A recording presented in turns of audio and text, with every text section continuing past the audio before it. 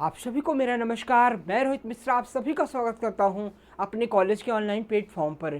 Students, आज मैं पढ़ाऊंगा आपको फंडामेंटल ऑफ एंटोमोलॉजी और उसके अंतर्गत जो मेरा टॉपिक है वो है आज का female reproductive organs, insect female reproductive organs, यानी कीटों के मादा जननांग। ठीक है, तो इसके डिफरेंट टाइप्स ऑफ पार्ट होते हैं, इसके कैसे फंक्शंस होते हैं, ये सारी चीज़ डिस्कशन करेंगे हम आज की क्लास में। तो आइए अपनी क्लास को मैं स्टार्ट करता हूँ, इंसेक्ट फीमेल रिप्रोडक्टिव ऑर्गन्स। ठीक है, आइए इसके बारे में जानते हैं। देखिए, जैसे आपके जो इंसेक्ट की फीमेल्स होती हैं उसमें रिप्रोडक्टिव जो ऑर्गन्स पाए जाते हैं उसके हम फीमेल रिप्रोडक्टिव ऑर्गन्स कहते हैं। और इसके कई सारे पार्ट्स होते हैं, जैसे कि आप देखेंगे कि फीमेल इसके कई सारे पार्ट्स होते हैं, उसके बारे में हम जानेंगे। तो इसका जो कई सारे डिफरेंट टाइप्स ऑफ पार्ट होते हैं, जैसे कि एक जोड़ी अंडाशय जिसे ओवरीज कहते हैं, एक जोड़ी अंडवाहिनी जिसे हम ओविडक्ट कहते हैं, और तीसरा इसका है शुक्रधानी जिसे हम स्पर्मेथिका कहते हैं, और इसकी चौथा इसका जो पार्ट है जनन कोश जिसे हम वजाइना एंड जेनिटल चैम्बर कहते हैं। जनन कोश को क्या बोलते हैं? वजाइना या जेनिटल चैम्बर के नाम से जानते हैं। और इसकी क्या है, पांचवा इसका भाग है एसेसरी ग्लैंड्स यानी सहायक ग्रंथियां जिसको हम कहते हैं।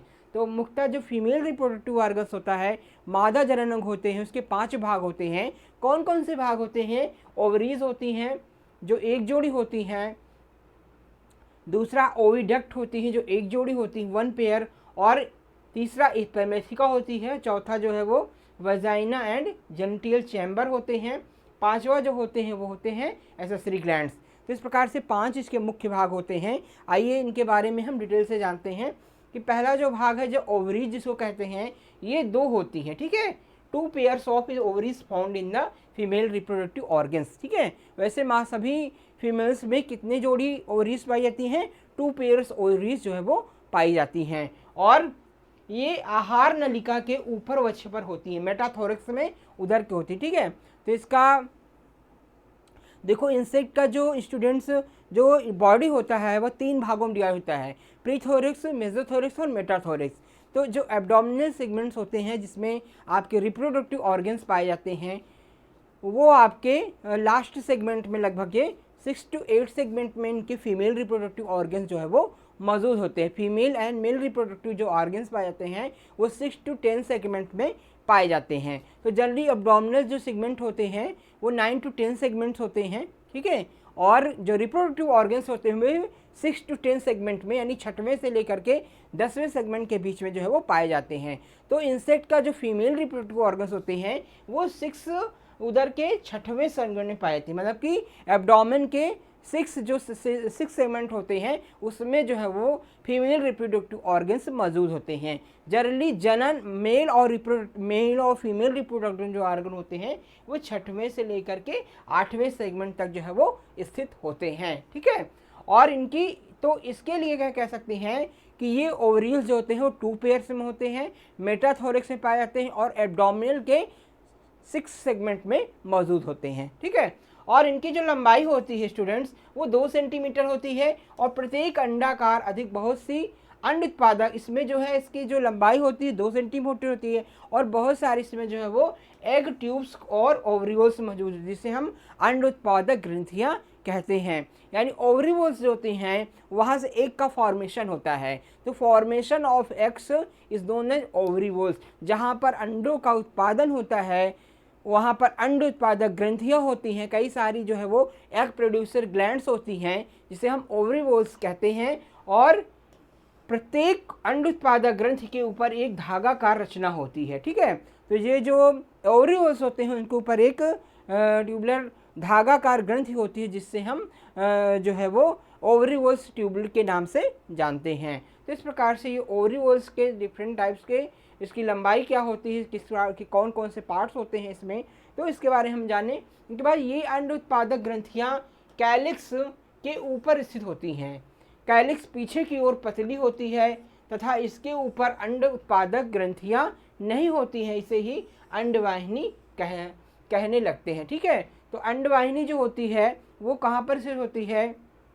देखो, इसमें अंड उत्पादक ग्रंथियाँ होती हैं। ठीक है, जो एग का प्रोड्यूस करना करती, कहाँ पर होती हैं? ओवरीवल्स में होती हैं। तो ओवरी वॉल्स में जो अंड उत्पादक ग्रंथियां होती हैं उसे किस नाम से जाना जाता है? उसे कैलिक्स के नाम से जानते हैं। किस नाम से जानते हैं? कैलिक्स के नाम से जानते हैं। और ये कहाँ पर स्थित होती हैं? ये अंड उत्पादक ग्रंथियों के ऊपर स्थित होती हैं। ठीक है, मतलब कि अंड उत्पादक ग्रंथियों के पास में होती हैं और मोस्टली ओवरी वॉल्स के ऊपर स्थित होती हैं। कहाँ स्थित होती हैं? ओवरी वॉल्स के ऊपर स्थित होती हैं। ठीक है, कैलिक्स पीछे की ओर पतली होती है। ठीक है, ये पीछे की ओर कैसी होती हैं? पतले संरचना की होती हैं। इनके ऊपर अंड उत्पादक ग्रंथियां नहीं होती हैं। ठीक है, अंड उत्पादक ग्रंथियां इनके ऊपर नहीं पाई जाती हैं और इसे हम क्या कहते हैं? ओविडक्ट के नाम से जानते हैं। किस नाम जानते हैं? ओविडक्ट कहने लगते हैं। ठीक है, तो मोस्टली कैलिक्स को ही हम ओविडक्ट भी कहते हैं। और इस तरफ से अंड उत्पादक ग्रंथियों के धागे एक दूसरे से जुड़े होते हैं। तो जो अंड उत्पादक ग्रंथियां होती है, जो कैलिक्स होती है, वो एक दूसरे से उसके धागे नुमा स्ट्रक्चर से जुड़े रहते हैं। और ये अंड उत्पादक ग्रंथि की दीवार फोलिकुलर इपिथीलियम, ठीक है, फोलिकुलर इपिथीलियम की बनी होती हैं। तो जो अंड उत्पादक ग्रंथियां होती हैं जिसे कैलिक्स कहते हैं, इसकी जो वाल होती है उसे हम क्या कहते हैं? इपिथेलियम कहते हैं। ठीक है, फॉलिकुलर इपिथीलियम कहते हैं। और इसके एक झिल्ली होती है जिसे हम क्या कहते हैं? टूनिशिया प्रोपिया के नाम से जानते हैं। इसके बाद जो फॉलिकुलर इपिथीलियम के सिरे पर बहुत सी अंडजनन कोशिकाएं पैदा करती हैं। तो जो फॉलिकुलर एपिथेलियम होती है वो बहुत सारी जो है वो अंड उत्पादक ग्रंथियां उत्पन्न करने का काम करती है। ठीक है, तो इस प्रकार से जो है वो कई सारी जनन कोशिकाएं पैदा करती है जिससे एग का फॉर्मेशन होता है। और इस भाग को जर्मेरियम कहते हैं। ये कोशिकाएं आगे चल करके oocytes बन जाती हैं। ये जो अंड जनन कोशिकाएं जहाँ से पैदा होती हैं उसे हम क्या कहते हैं? जर्मेरियम के नाम से जानते हैं। और ये कोशिकाएं आगे चलकर oocytes बन जाती हैं। यह भाग रीजन ऑफ ग्रोथ या विटलेरियम कहलाता है। ठीक है, तो ये जहाँ पर एग का फॉर्मेशन होता है, अंड उत्पादक कोशिकाएं होती हैं, उसे हम क्या कह सकते हैं कि ग्रोथ ऑफ, ये आपका रीजन ऑफ ग्रोथ कह सकते हैं, मतलब वृद्धि का जो क्षेत्र होता है, या फिर से विटेलेरियम कहते हैं। ठीक है, इसे जब यह जननी कोशिकाएं ओगैनिया छोटे छोटे अंडाणु बनाती हैं, अतः इस भाग को अंडाणु पर रीजन ऑफ ओविसिस्ट कहते हैं। ठीक है, तो ये जहाँ पर जननी कोशिकाएं जो ओगैनिया होती हैं, जहाँ पर ये एग का फॉर्मेशन करती हैं, उसे हम रीजन ऑफ ओविसिस्ट के नाम से जानते हैं। ठीक है, और ये अंडाणु बढ़कर अंडे का रूप ले लेता है। यह शीघ्र ही कैलिक्स के बाहर आ जाता है और इसके ऊपर फॉलिकल्स कोशिकाएं एक झिल्ली बना लेती हैं जिसे हम क्या कहते हैं? कोरियन कहते हैं। ठीक है, तो ये जो एग्स होते हैं इसके ऊपर एक पतली परत बन जाती है जो एग को प्रोटेक्शन प्रदान करती है, जिसे कोरियन के नाम से जानते हैं। ठीक, और फिर ये अगला जो पार्ट है ये है अंडवाहिनी या ओविडक्ट। ठीक है, ओविडक्ट जो होता है वो क्या होता है? दोनों अंडवाहिनी सफ़ेद रंग की होती हैं। ठीक है, ये कितने पेयर्स में होती है? 1 पेयर्स में पाई जाती हैं। एक जोड़ी अंडवाहिनी मौजूद होती है। और अंडवाहिनी का अगला हिस्सा जिस पर अंड उत्पादक ग्रंथियाँ होती हैं उसे क्या कहते हैं? कैलिस कहते हैं। ठीक है, जहाँ पर अंड उत्पादक ग्रंथियाँ होती हैं उसे पहले क्या कहते हैं? कैलिस कहते हैं। यह भाग चौड़ा होता है। ठीक है, ये भाग कैसा होता है? चौड़ा होता है। और अंडवाहिनियाँ जो जो पीछे की तरफ बढ़ती हैं, ठीक है, जो अंडवाहिनियाँ हैं जो जो पीछे की ओर बढ़ती हैं तो संकुचित होती जाती हैं। ठीक है, जैसे जैसे पीछे की ओर बढ़ती हैं तो वो संकुचित हो जाती हैं, थोड़ा सा सिकुड़ने लगती हैं और नीचे की ओर आपस में मिल करके संयुक्त अंडवाहिनी कॉमन ओविडक्ट बनाती हैं। ठीक है, जैसे वो नीचे की ओर बढ़ती हैं वैसे वो संकुचित होती हैं और नीचे की ओर जो है वो जा करके क्या बनाती हैं? कॉमन ओविडक्ट का निर्माण करती हैं। और यह जो है वो वजाइना के अगले सिरे पर एक छिद्र द्वारा खुलती हैं। ठीक है, जहाँ पर वजाइना होती है इनकी, वहाँ पर अगले सिरे के द्वारा ये जो है वो वहाँ से खुलती हैं। ठीक, अब इसके बाद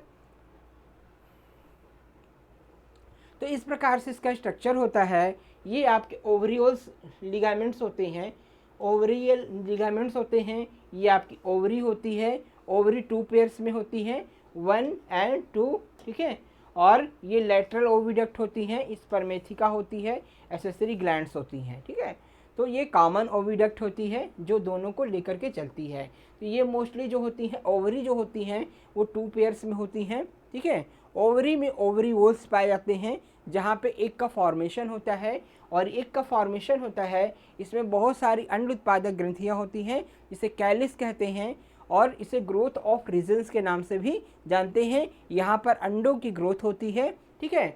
और ये जो रीजन्स होता है सबसे ऊपर, इसे ओवरियल लिगामेंट्स के नाम से हैं, ओवरी का लिगामेंट्स के नाम से जानते हैं, ठीक है। और ये लेटरल ओविडक्ट होती है, यहाँ से जो एक नलिका होती है जिसे हम लेटरल ओविडक्ट के नाम से जानते हैं। और ये जो है आपका जो स्पर्मेथिका होती है, जहाँ पर स्पर्म आकर के इकट्ठा हो जाता है, और यहाँ से फिर स्पर्म में सेसरी ग्लैंड के माध्यम से जो है वो इस स्पर्म में जो है वो कई सारे आपके फॉलिकल्स मिलते हैं, कई सारे जो है एंजाइम्स मिलते हैं। उसके बाद फिर ये जो है वो ओवरी में जा कर के एग का फॉर्मेशन करता है, ठीक है। ये तो थोड़ा सा आगे बताने के बाद मैं आपको इसके बारे में बताता हूँ, ठीक है। ये जो है आपका अगला जो पार्ट है वो है शुक्रधानी, जिसे हम स्पर्मेथिका कहते हैं। ये वजाइना के अगले सिरे के ऊपर भाग से जुड़ी हुई एक शुक्रधानी होती है, जिसमें नर से प्राप्त जो वीर होता है, जिसे स्पर्मेटेड फ्लूइड्स इकट्ठा होता है। यह गुब्बारे के आकार की होती है और एक नली द्वारा वजाइना में खुलती है। जैसे कि आप देख सकते हैं, ये आपकी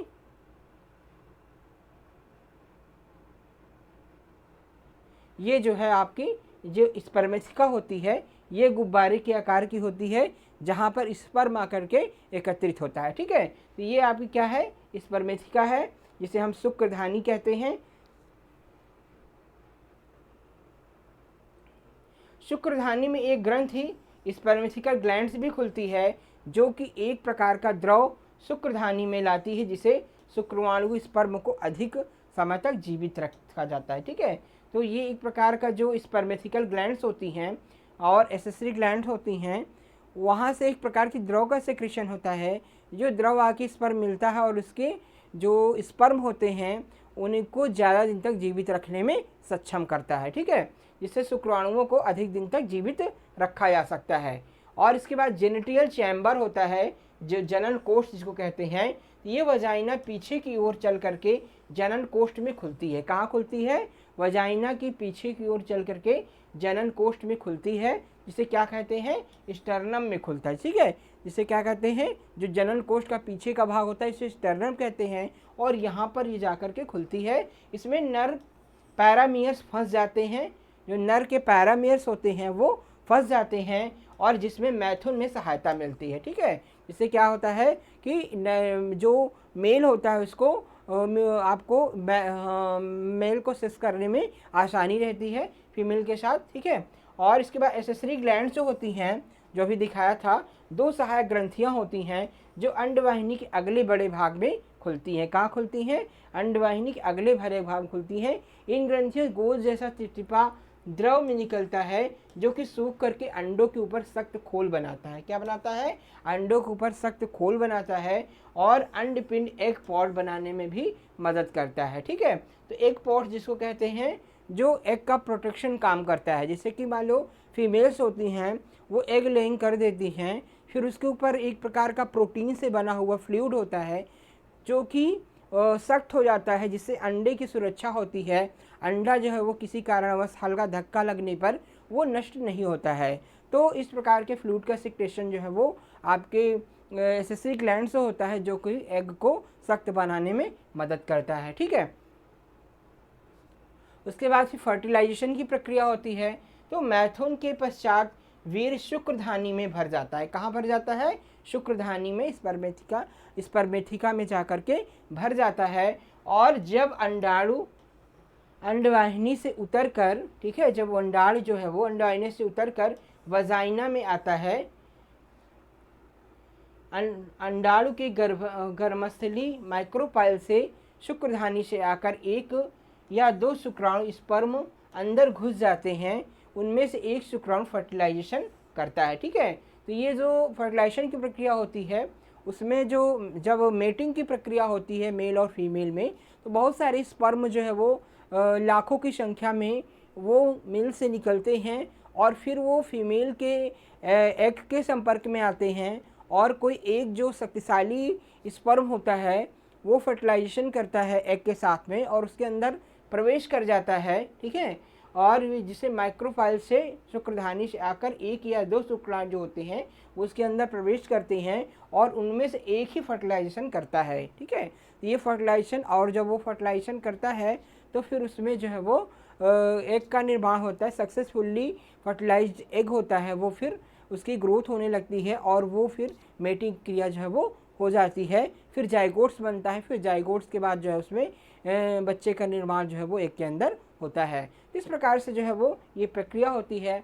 और इन फर्टिलाइज एग पर जो है वो कोलिटीरियम ग्रंथियाँ का द्रव छा जाता है, ठीक है। ये जो फर्टिलाइज होते एग होते हैं उस पर एक प्रकार का द्रव छा जाता है, जिससे फिर एग पॉट का निर्माण हो जाता है, वो सख्त होता है और यह सूखकर सख्त हो जाता है। इस प्रकार से अंडा सख्त होकर के सुरक्षित हो जाता है, ठीक है। फिर अंडे के ऊपर जो है वो क्या जम जाता है, अंडे के ऊपर कोलिटीरियल ग्रंथियों का एक द्रव छा जाता है जो एक पॉट का निर्माण करता है और वो सख्त हो जाता है। फिर उसके अंदर जो है वो ये प्रोटेक्शन काम करता है और अंडा क्या होता है, बिल्कुल सुरक्षित हो जाता है, ठीक है। तो इस प्रकार की प्रक्रिया इसके अंदर होती है।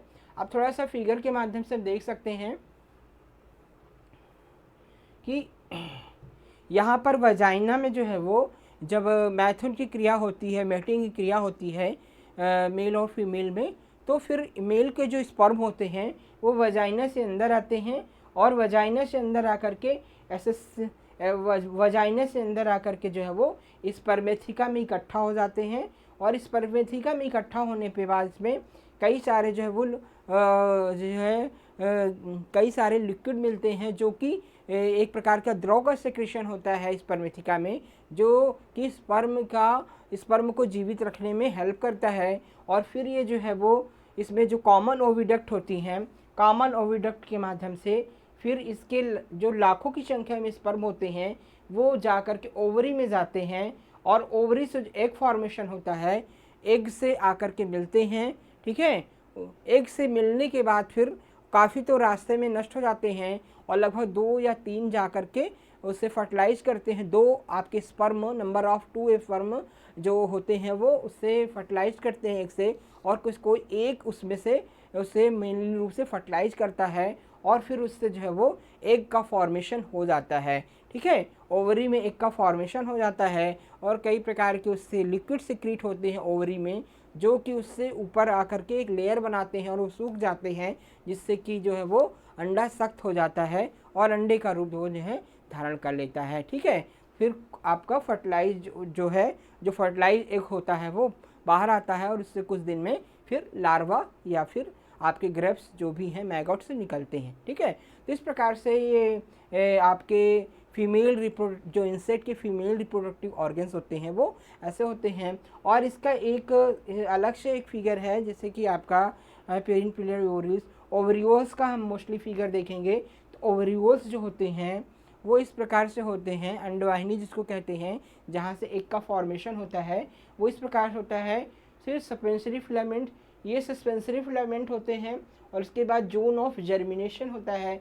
जोन ऑफ जर्मिनेशन में क्या होता है, एग उत्पादक ग्रंथियाँ होती हैं जहाँ से एग का निर्माण होता है, ठीक है। एग का जहाँ से निर्माण होता है वहाँ पर जोन ऑफ जर्मिनेशन कहते हैं।